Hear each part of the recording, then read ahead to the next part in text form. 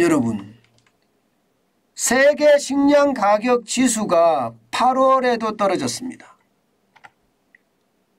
138포인트를 기록했어요. 이 숫자는 여러분 5개월 넘게 떨어진 숫자입니다. 5개월 계속해서. 이게 많이 올라갈 때는 보시는 것처럼 굉장히 높이 올라갔었죠. 지금 그때가 159.7까지 올라갔어요. 159.7. 이 높이가 159.7입니다.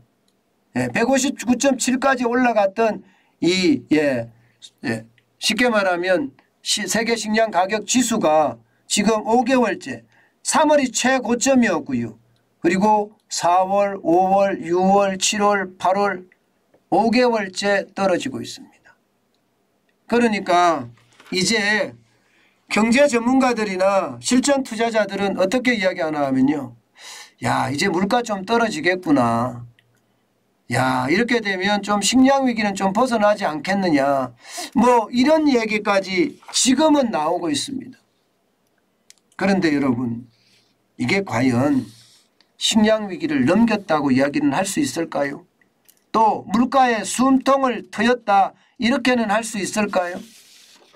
고점 대비해서 지금 떨어지기 때문에 뭐 그렇게 이야기할 수도 있을 겁니다. 고점 대비해서.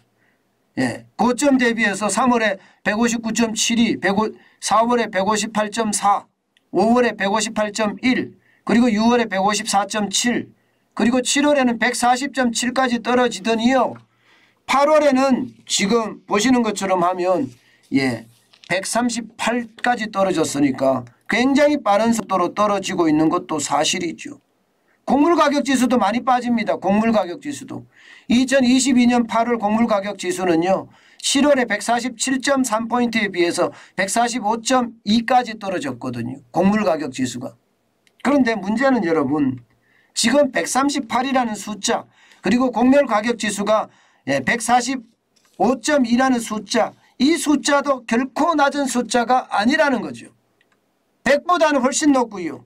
또 유지료 같은 경우는 163.3포인트까지 떨어졌거든요. 168.8포인트에서.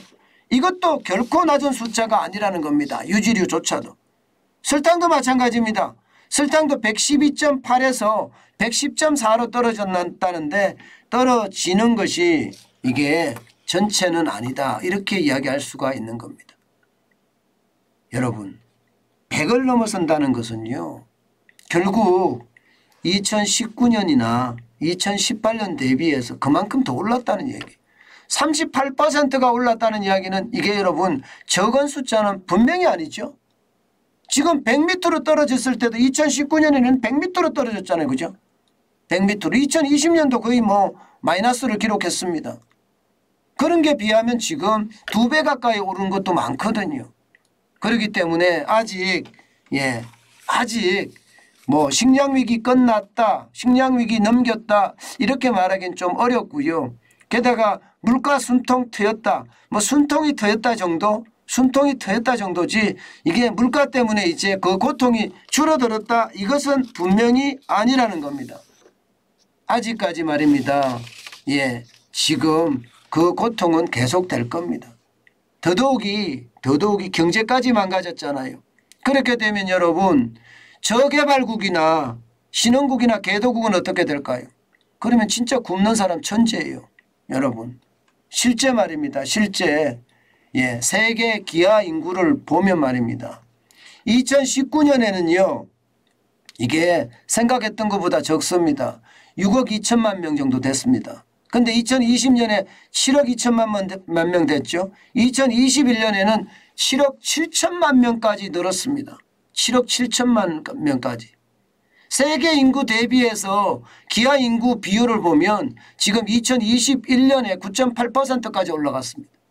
10%까지 될 수도 있다는 얘기예요. 그럼 10명 중에 한 사람이 지금 배고픔에 허덕인다는 이야기가 되는 거예요. 배고픔에 허덕인다.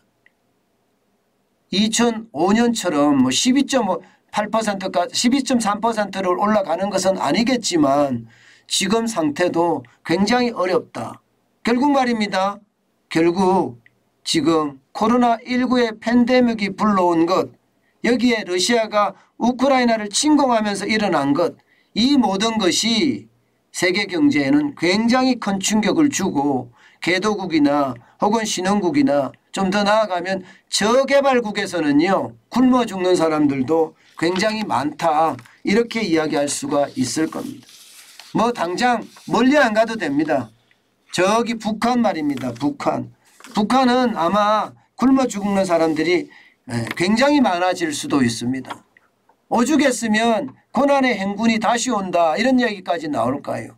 그만큼 여러분 이게 상황은 점점 심각하다 이렇게 말씀드릴 수가 있을 것 같아요. 물가는 쉬이 떨어지지 않습니다. 떨어진다고 하더라도요. 이게 큰 폭으로 떨어지는 일은 그렇게 많지 않아 보입니다. 그렇기 때문에 여러분 항상 준비하고 또 준비했으면 좋겠습니다. 식량 위기는요. 뭐 우리나라에서도 안 온다 이런 얘기는 하는데 저는 딱히 그렇게 생각은 하지 않아요.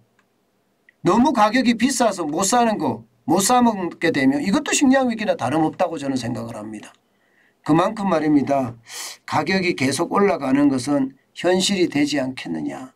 저는 이렇게 보고 있습니다.